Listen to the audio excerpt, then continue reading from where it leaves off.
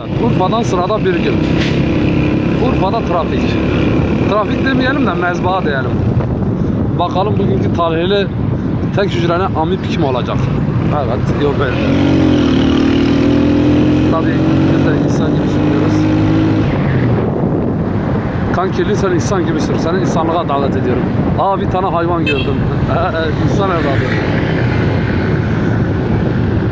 Evet. Bu aralar çok dertliyim. İtirazım var. Evet, bizi beklemeyecek kesin. Görüyorsunuz işte. Bu aram bir. Canı meyve çekenler. Anamur Muzeum'da. Oh my god. Evet, yine ilerlemekteyiz. Her zamanki gibi fakir. Daha fakir ve daha fakiriz. Umarım motosikletten de olmayız. Evet, kankim biraz önce tümseye vururken yanlışlıkla gaz kaçırdı. Şehre verdiğimiz rahatsızlıktan dolayı özür dileriz.